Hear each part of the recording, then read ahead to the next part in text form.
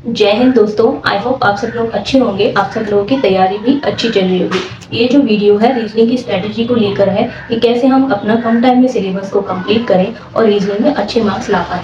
तो ये जो वीडियो है ये यूपी पुलिस और यूपीएसआई की स्ट्रेटेजी को लेकर है, लेकिन आप इसको किसी भी वनडे एग्जाम के लिए फॉलो कर सकते हैं। तो मैं अपना बता दूं, मेरे यूपी पुलिस मॉक टेस्ट में 50 में से 47 बन रहे हैं और यूपीएसआई में 40 में से 36 बन रहे हैं। तो ये मैंने कैसे किया, ये इसी चीज़ को लेकर है कि मैं यहाँ तक कैसे पहुँची हूँ।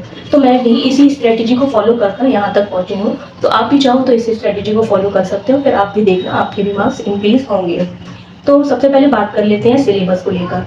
रीजनिंग के सिलेबस को दो पार्ट में डिवाइड किया है, एक है वर्बल और दूसरा है non verbal.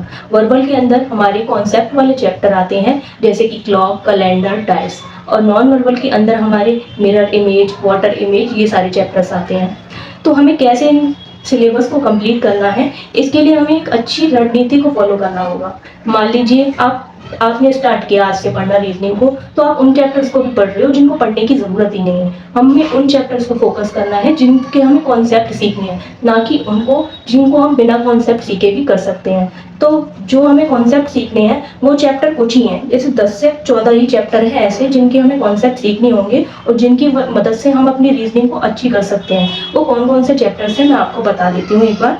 Coding, decoding, relationship, analogy, syllogism, counting of figure, ranking test, dice, clock, calendar, direction, setting arrangement, inequality, cube and cuboid और नंबर सीरीज। ये वो चैप्टर्स हैं जिनके हमें कॉन्सेप्ट सीखने हैं। अब इसको कैसे सीखेंगे, इनको आप 1 बाय 1 यूट्यूब पर डालो, सर्च करो, जिसका भी आपको कॉन्सेप्ट समझ में आ रहा है उस क्लास को पढ़ो। उसके बाद उनके नोट्स बनाओ, उनका बार बार रिवीजन करो।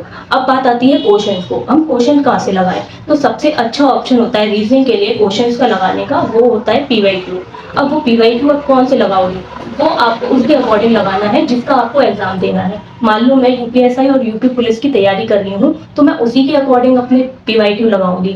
तो उसके लिए मैं जो बुक फॉलो करती हूँ वो मैं आपको दिखा देती हूँ। तो मैं यूपीएसआई और यूपी पुलिस के लिए इस बुक से पीवाईक्यू लगाती हूँ। आप भी इस बुक को ले सकते हो, ये बेस्ट है यूपीएसआई और यूपी पुलिस के लिए।